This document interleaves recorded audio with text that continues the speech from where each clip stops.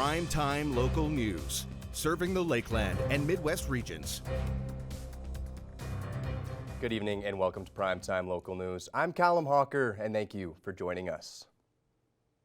An area near Best Buy in Lloydminster was cordoned off for several hours yesterday as RCMP investigated what was thought to be a potential explosive device.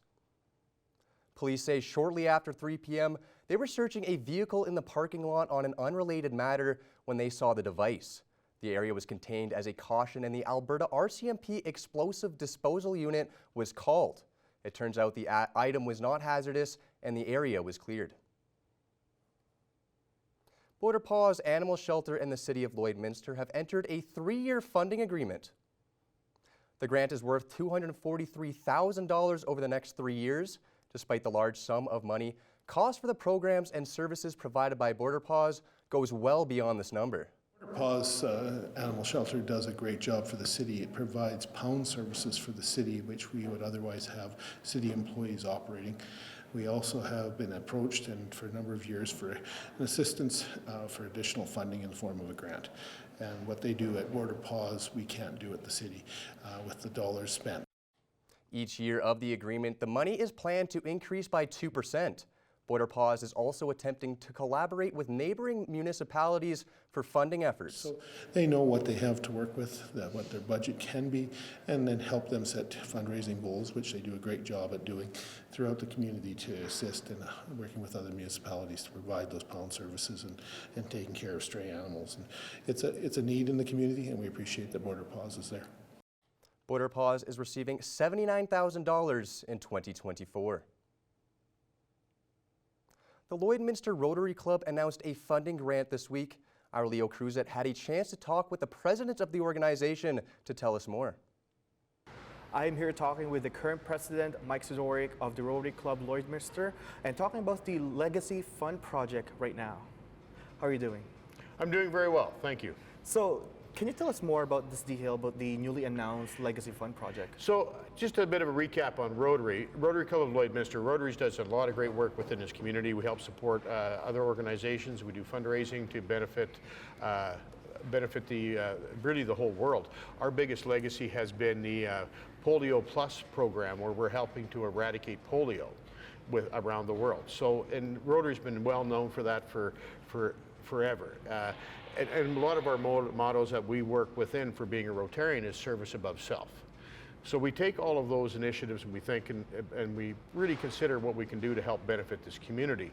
And we thought, here's a great opportunity for Lloydminster, for Rotary Club, to develop a legacy project where we can help and invest with a organization or somebody who comes up with a great idea for a project that would greatly benefit Lloydminster. So we're quite excited about that, and this is the opportunity where people can apply through our legacy program funding project to see if their project would be, we can work together on a project. Now, Lloydminster and Rotary Club are well known for its community work and helping each other within the community. So what inspires Rotary to have this type of grant? You know, when we look around and we see there's issues in mental health, homelessness, drug addictions, shortages of food, there's Brain Injury Society, there's Interval Home, all these great, wonderful organizations who are here to support the people within Lloydminster. Maybe there's something there that they would need a bit of financial help with, match some funding, get the opportunity where we can help facilitate and orchestrate a great project that would be a huge benefit to our whole region. The other thing we can probably do, if depending on the project, is we have, through Rotary, we have district grants, which we can apply for, as well as for international grants as well. So we can take and leverage some of these projects and the funds available and possibly double or increase significantly the monies available for these projects. So it just opens up some doors to make a significant impact to help benefit our community. Now, talking about the Legacy Fund project on this one, and you said local organization or anyone has a vision that will benefit the community, right? Yes, absolutely. And if they have a great project that's hugely beneficial to our region, they have to make sure they tie out to, work with another nonprofit organization, or they must submit their package or their proposal through one of our Rotarian members. And you can find a lot of that information on our LloydminsterRotary.com website, which has the access to the Legacy Form, as well as it should give you the contact information as well. Now, talking about the application, people might not know what's the deadline. What is the deadline for that? The deadline is March 31st. This coming up March 31st, which gives you a fair bit of time to put together your packaging. So then what the process will be is we will take and review the documents. We will do a selection process, and then we'll take a serious look at, and potentially the top 3 may have to come to Rotary and do a presentation of their project. So from that, then we can make some decisions. So it's all outlined in the application form as well. So it's quite exciting. It's a great opportunity to really put together a strong package. And I just want to ask, how long will be the selection process going to be? Is this going to be undefined? We'll try and be as quickly as we can after. We're hoping within 30 days we can start doing we'll do all the analysis, and we'll review the projects, and depending how many we get, we could have many. May take us a little longer, but our goal is to be as quick as possible. And what do you expect, like, for the Legacy Fund? Like, what do you think will be like the best ideas that will benefit? It's going to be so hard to say. There's so many different organizations and benefits that could help to benefit this community. It's just hard to know what's going to be a great project. They're all going to be good projects, there's no question. There's a huge amount of need for all kinds of support through the mental health, through health, through other organizations as well, to really be a drive. Homelessness, drug addictions. There's so much good we can help support with our projects. So I'm excited about seeing what's going to come forward. Well, thank you so much for giving me the information and telling the viewers on how will this benefit the community. Yeah. Yes, absolutely, and I'm very pleased with it. It's just something that is dear to our hearts of Rotary. We want to continue putting back into seeing the benefits, what we do to support our whole region through Rotary. Awesome, thank you so much. Thank you. I'm joined by our Thomas Wildman for our first look at the weather report. Now, Thomas, anything new today as in the outside? Well, for sure, we've been having a little bit of snow recently, and that's going to be bringing us a lot closer to the monthly average of snow. Of course, we were very far behind that for January. I know we did a Zoom earlier in last week myself about how important that snow is and the cold weather for a lot of our crop and farm producers here and livestock producers here in Lloydminster and area that are really going to appreciate that large amount of snow. And so we're going to definitely appreciate all that cold weather coming up here. But it is still quite a bit warmer than the usuals here. The high right now for today was a high of -5. The normal is -6, so a little bit above that. The low, though, much better. The normal is at -18 for a low. High, the low for today was -9. So quite nice out there. We're at that 6.4 to date, with the average being at 14.5. So we possibly will be able to hit that with a few more snowfalls here for our day here in February. Taking a look at our current conditions at the Lloydminster Airport, we're sitting at -5 with the wind chill. No wind chill at all right now. It's calm right now out there. So sitting at a nice -5 with that wind chill as well. Humidity at a nice 85%.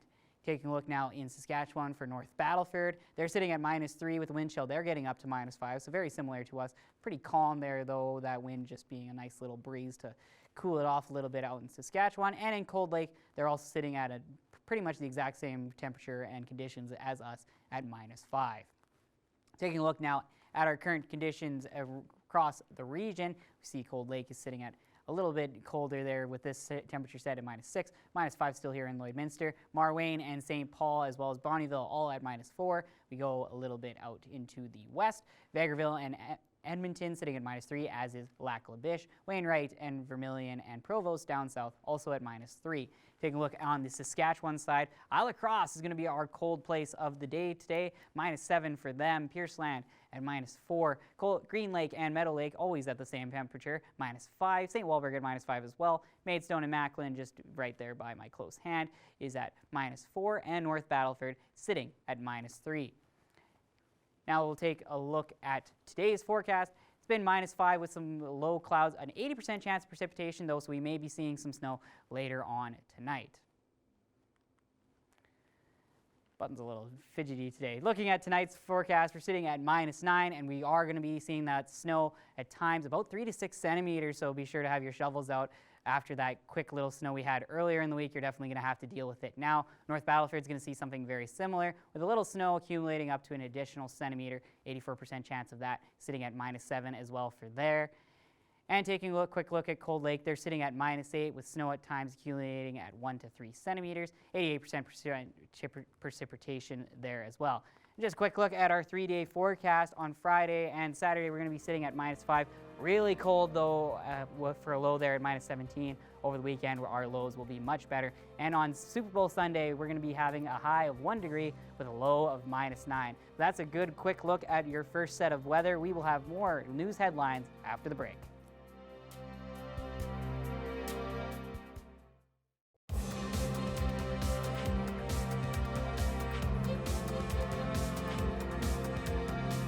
The AJHL has released a schedule update and the new playoff format for the 2024 Interpipeline Cup. The top 5 teams will automatically advance to the AJHL playoffs, with the bottom 6 teams having to do a 5-game play-in series. The winners of the play-in series will then fall in the 6th, 7th, and 8th seed, and then the rest of the playoff rounds will be 7-game series with the top seed playing the lowest seed. Before the playoffs, the Bobcats will need to play a total of 57 games, and a new schedule has been released. For more info on the new schedule and playoff format, head to either the AJHL or Bobcats website or socials. 4 athletes from Explosion Gymnastics will be competing in artistic gymnastics in the 2024 Alberta Winter Games, coming up this Family Day weekend. Our Thomas Wildman has more on these great athletes.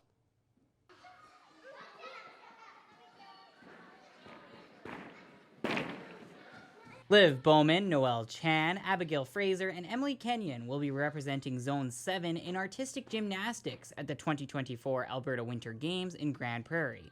An impressive feat for the girls in the club, as many gymnasts compete for these very few coveted spots. There is no age divisions. So what that means is from as little as 9 years old to 16, they are all competing against each other for 4 spots to make the your zones team.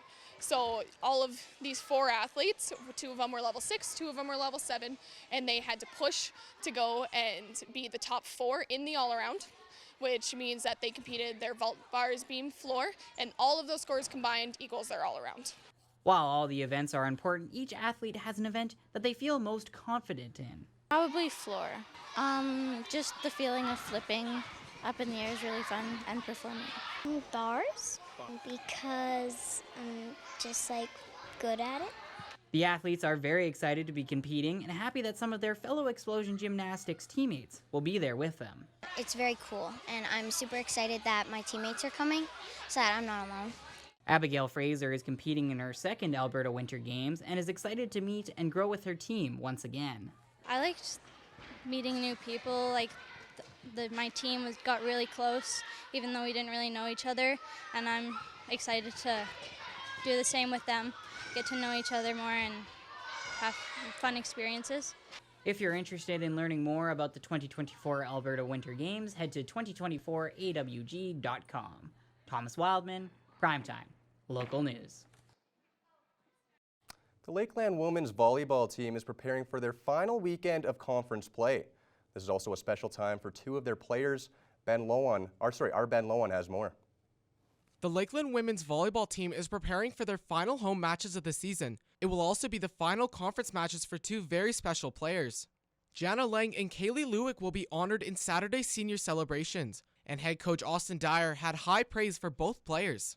The amount of time that they've been here, I've been able to see them fully mature and grow into young women, and being able to have that type of impact and that seniority on a team and on a program.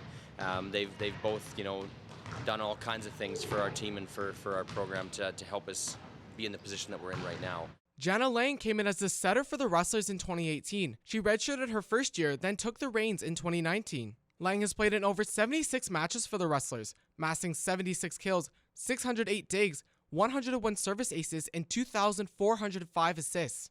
I live pretty far away and it was very nerve-wracking coming here, but everyone took me under their wing and made me feel like family here, so I think that's something that says a lot about Lakeland. She competes in all capacity. Her defense is phenomenal. Her serve is great. She's small in stature, but her block is very, very strong as well. And then you combine that with being the quarterback of our offense, which she now, again, does a phenomenal job running the offense. And so, she's just been an integral part of the success that we've had.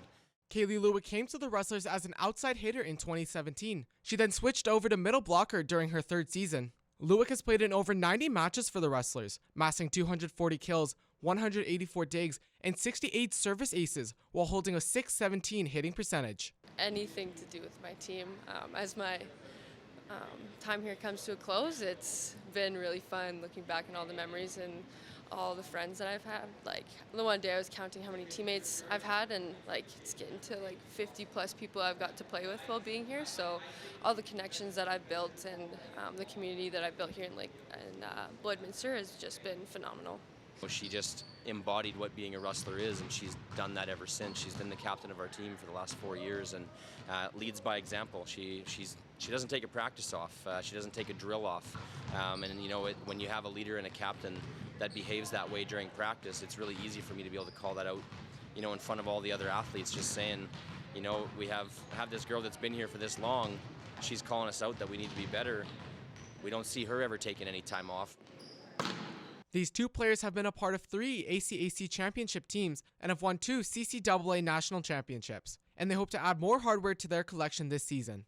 But no matter the result, both women are excited for what's to come after volleyball. I plan on moving back home, and I am actually going to a naturopathic school of medicine in BC, so that's exciting, and I'm excited for my next chapter.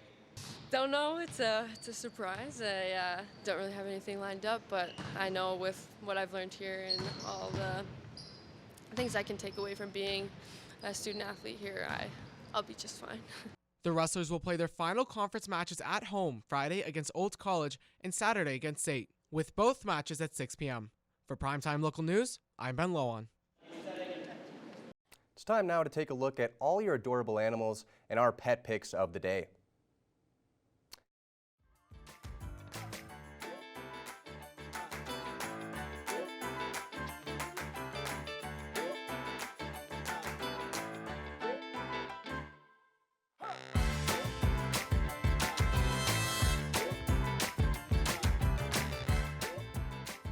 We want to see your pets. Send photos of your pet and their name to have them featured on Pet of the Day.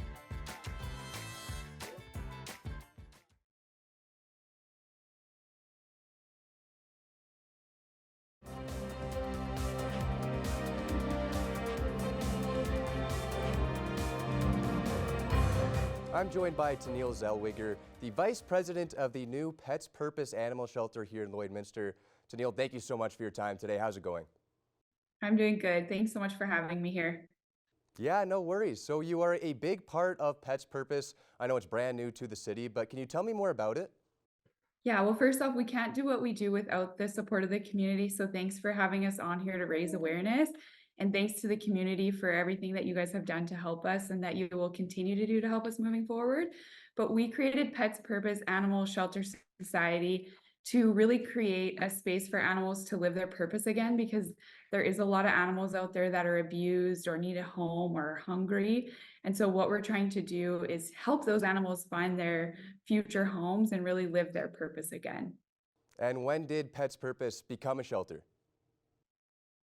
So we just got our charity status. We waited quite a while for it. We opened up in September, and so we are still looking for a building. So right now we are just in the beginning stages of getting everything up and running. So over the last couple of months, we've really started to pick up momentum with it. And if people in the community want to help out, donate, volunteer, how do they do that? That would be amazing. Again, we need the support of the community. If you want to donate, you want to volunteer, you want to foster, or you're looking to adopt, you can visit our website. So that's petspurpose.com. And we'd love to have all your guys' support, whether you want to help walk dogs, volunteer in any way, we're open to accepting support of the community. Again, Tennille, I know you guys are a very new shelter, but are there any events coming up that you're a part of? Yeah, so we are really looking to do more fundraisers. So we do have an adoption event coming up in not this weekend, but the following weekend. So that would be great to come out to. And then we will be posting all of our events on our website as well as on our Facebook page. Awesome. And when and where will the fundraiser be? It's going to be held at Pet Value in Lloydminster, Saturday, February 10th from 10 to 3. Tennille, what are the biggest obstacles you face as an animal shelter? So we see a lot of animals that come in. I mean, they're not spayed neutered. So then there's a lot of strays up in around Lloydminster and some of the other communities, and then they come into Lloydminster. And then we also have the animals right in Lloydminster. And I mean, people's lives change. So sometimes they need to be surrendered. So there's a real need for it. So we are looking to, and you guys will see things unfold, but we would like to try and help. There's some really great other organizations around the area that do spay and neuter clinics. So we'd like to try to work with that as well, as we've been trying to grow our organization through connecting with other rescues in other cities so that we can even try to help maybe adopt some animals from here. There, we're really just trying to really be collective and work together with other rescues to help the animals because there really is a need for it. We're in dire need of a building and we've been having a hard time finding anybody that wants to lease to us that's in our budget. We found a couple. It was so amazing that people were offering it, but it wasn't in the right zoning. So that's something that we really need help with as well. Thank you so much, Tennille. Good luck with the event. Everyone here in Lloydminster, make sure to go down to Pet Value on Saturday, February 10th for an amazing event. Thank you again, Tennille. Well, thanks again for having us. And again, thank you everybody that's already helped. And if you want to help, please reach out to us because we really need support right now, whether that's donations, help, helping us find a building, whatever you can do to help. It helps us to be able to help animals live their purpose. Awesome. Thanks so much again.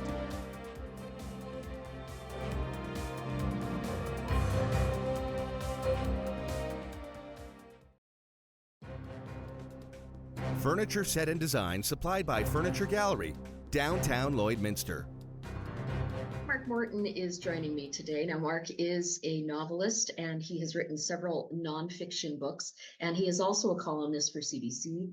And Mark, thanks for joining me today. The Headmasters is getting a lot of really good reviews from critics, and sounds like a very interesting concept, dystopian novel. Can you tell me a little bit more about the book?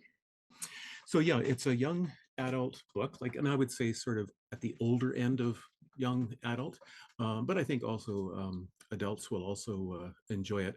And it is a dystopian novel, and it takes place in Northern Ontario near a place called French River, kind of in the Sudbury area. And the basic plot is that this, world catastrophe has happened, and it seems like everybody in the world has been killed, except for in this one small community in Northern Ontario, community of about 200 people. So they've survived, but it's almost worse than not surviving because they kind of wake up from being knocked out, and they all have this kind of big bug-like creature on their backs that's kind of burrowed into their backs, and then a couple of little coils into their brain. And that's how they control the humans. They're able to control them for about 18 hours of every day, and then they have to stop because they kind of have to process all the information and stuff like that. So the problem is, how do they get rid of these creatures? And especially given that these creatures can sense if somebody is even thinking about trying to get rid of it. So even if you begin thinking about it, they will kill you. They'll zap you with some sort of toxin. But luckily, as in all of these novels, there's a protagonist. Her name is Maple, and she's she's got a lot of gumption, but she also has one thing that nobody else has, which is that the headmaster on her back once belonged to her grandmother, like 60 years earlier. So she's able to access some of her grandmother's memories and kind of leverage those in order to try to challenge the headmasters. Was it a conscious choice, Mark, to have a female protagonist? Yeah, it was, because I think I wanted to challenge myself a bit. I guess the other thing too is that one of my daughters, I mean, we've got 4 kids and they're all great, but I think they would all agree that one of them, our daughter Roxana, is a lot like Maple. You know, she's kind of fierce and can be defiant, you know, in a good way, stubborn, doesn't give up on things. And so I was kind of modeling Maple on that daughter. I guess the one thing with dystopian novels, I always feel like if the novel ends on sort of a hopeful note, then it was worth my time. And if it ends, so I know we don't want to give things away, but is there a sense of hope overall with this novel? Yeah, I think so. Like to me, what drives the novel and what drives the action and the eventual resolution of the novel would be love.